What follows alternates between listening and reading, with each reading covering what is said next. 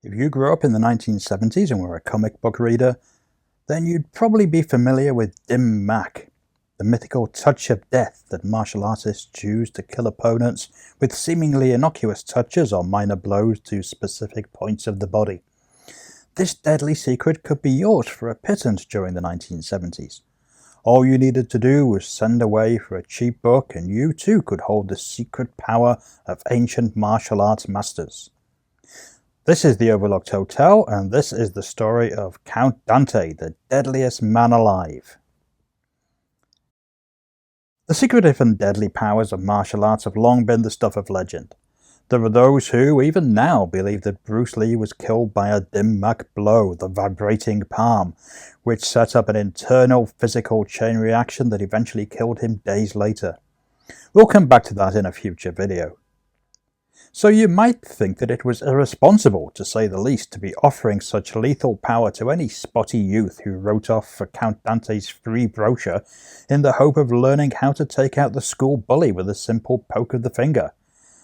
At 25 cents, it seemed a bargain, especially as the brochure came with a Black Dragon Fighting Society membership card.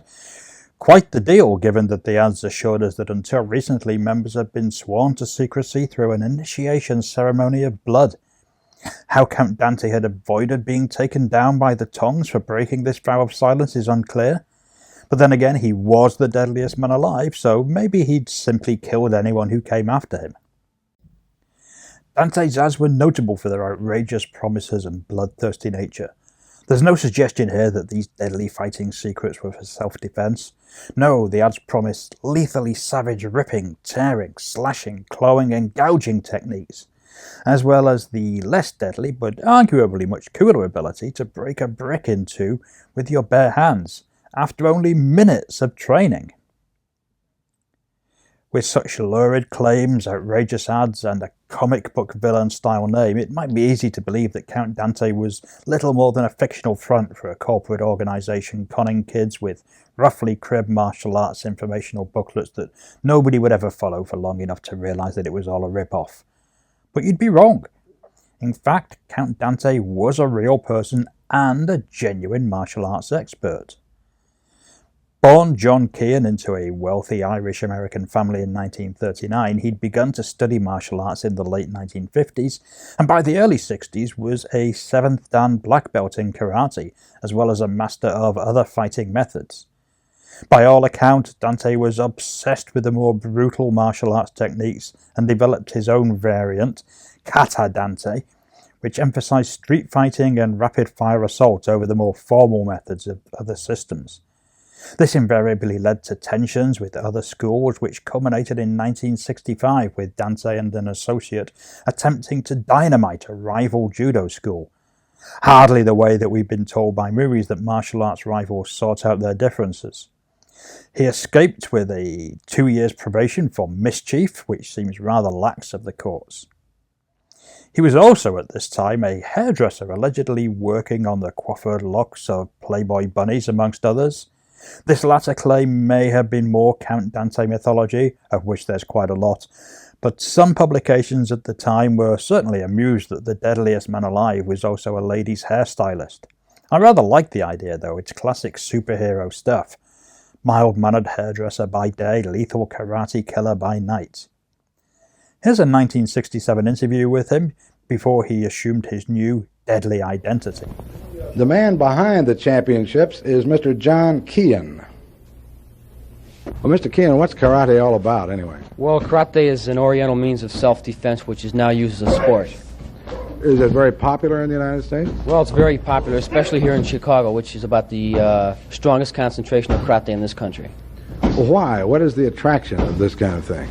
Well, you have all of the same aspects that you have in boxing, but it's a lot faster and a lot more effective.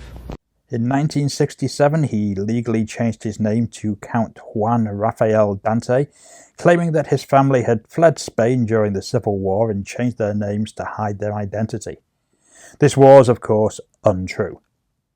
The same year, he promoted America's first full-contact martial arts tournament, at which he was declared the world's deadliest fighting master by the World Federation of Fighting Arts Committees, which he may or may not have been a part of.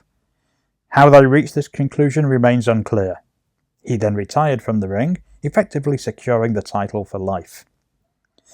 The next year, he authored World's Deadliest Fighting Secrets, the booklet that he would go on to advertise relentlessly for the rest of his life and beyond. The ads would evolve over the years. The original versions appearing in martial arts magazines showed Dante with short hair. It wasn't until he began to appear in the pages of comic books that the more familiar afro, fighting stance and ferocious expression were perfected.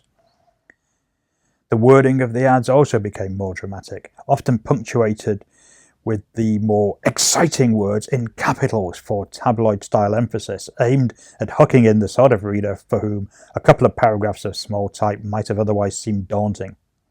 Dante knew instinctively what would grab the attention of nerdy, often bullied young boys who were reading comic books.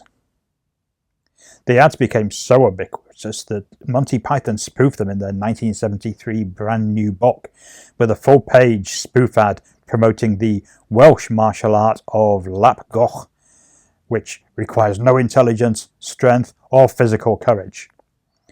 Everyone reading that book would have known immediately what they were satirizing. Although retired from the ring, Dante continued to challenge rivals and form grudges, often with people who probably had little idea that he even existed.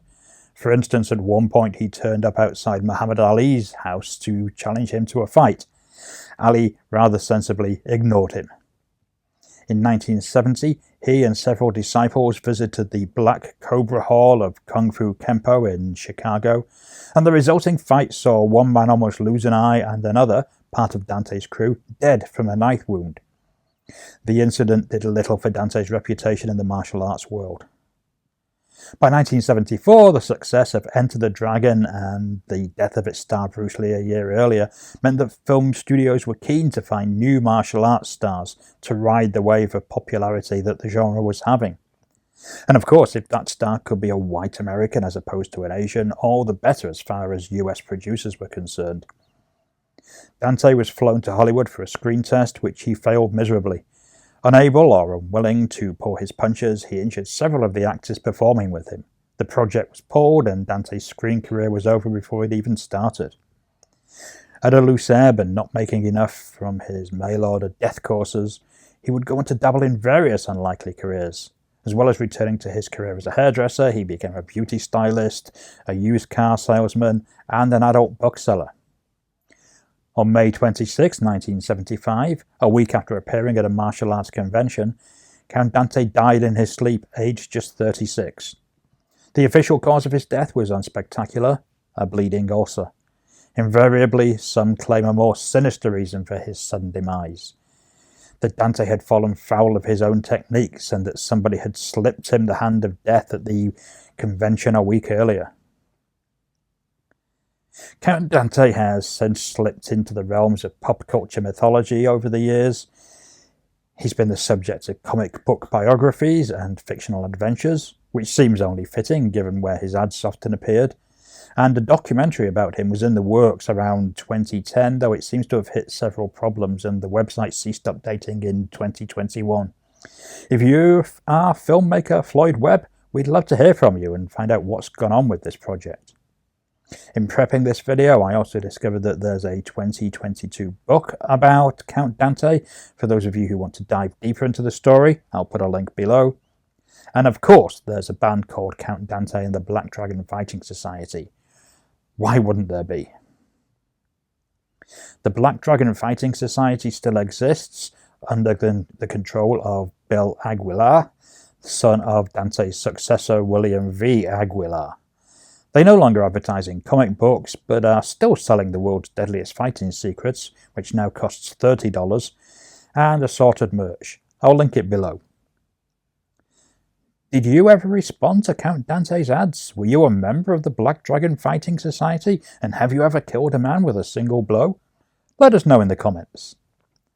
And if you enjoy this sort of ancient pop culture history and forgotten or mythologized stories, then make sure to subscribe, like, share, and hit the alert bell to help this channel grow. And remember to check out our sister channel, Desperate Living, linked above and below, for more vintage pop art and reviews. This has been The Overlooked Hotel. Thanks for watching, and we'll see you again soon.